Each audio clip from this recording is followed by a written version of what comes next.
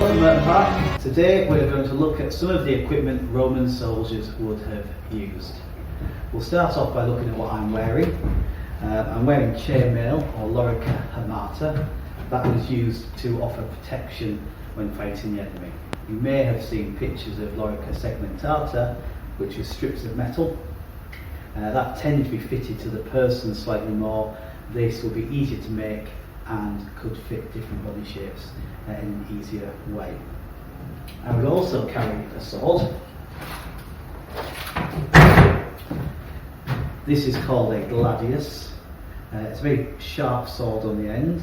Tends to be a stabbing sword. So you stab, twist, pull it out. It can be slashed with as well.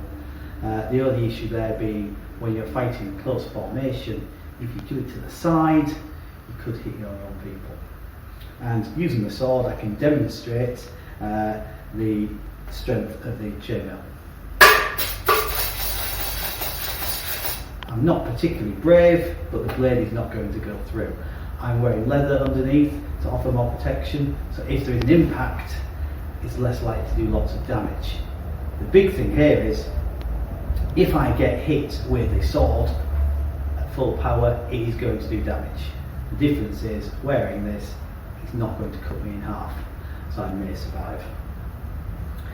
This sword has a wooden handle, but also here is made of ivory. It's not really, it is a replica. That is to show that I would be important if I were an officer like a centurion. A wooden handle would work just as well. I would also carry a pugio, which is a dagger. Okay, could be used as a secondary weapon in battle if you lost your sword. Also, it may be worn when walking around just for extra protection. In the defence, we also need a shield. This shield here would have been used by a legionary soldier. Both shields have a few things in common. They have the metal boss in the middle, which is where the hand goes. That boss is to protect your hand, and also it is a weapon. You can bash with it like that.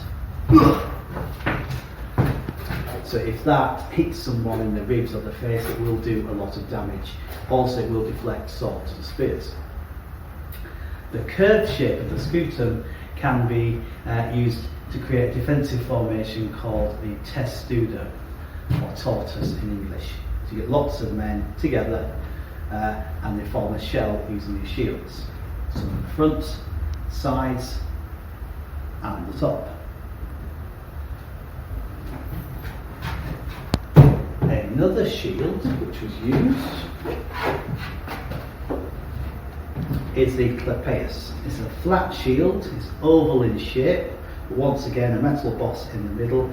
These were easier to produce, and later on in the Roman Empire these were more popular with soldiers as well.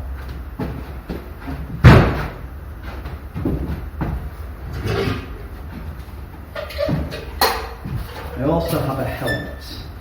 Now this helmet is a helmet of a centurion.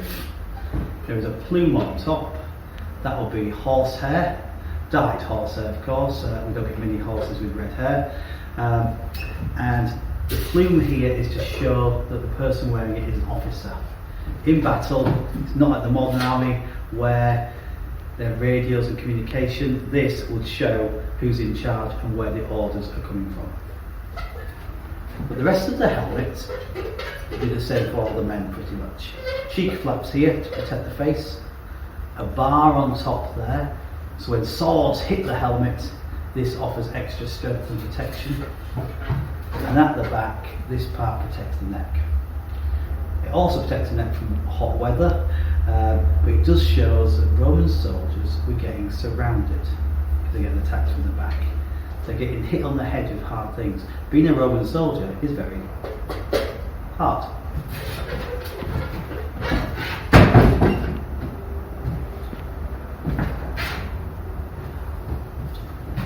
Roman soldiers also carry spears. This is a stabbing spear, called a hasta in Latin, because you has to have one. Right, it's a stabbing spear. You would not throw this one.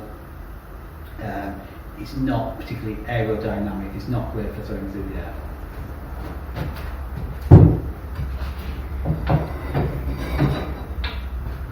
And our next spear is a javelin, or in Latin a pilum, a throwing spear.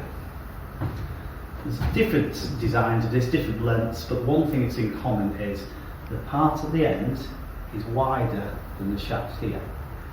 So when it's thrown, it'll go through a shield, and because it's wider there, it'll go straight through, possibly hitting the person behind.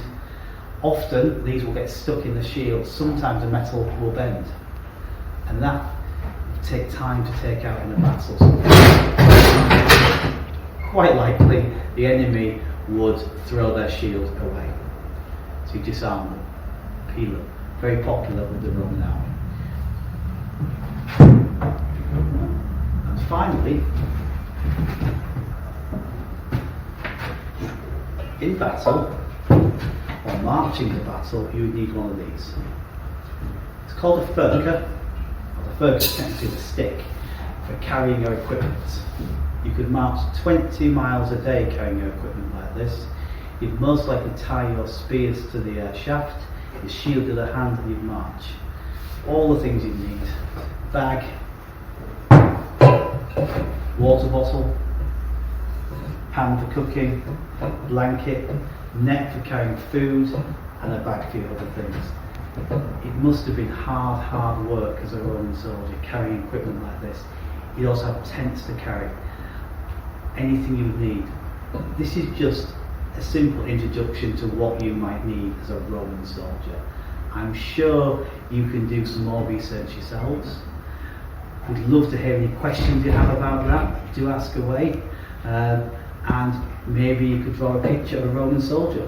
Maybe do a bit more research into the Roman army. We'd love to hear all about it. But for me here at Merton Park,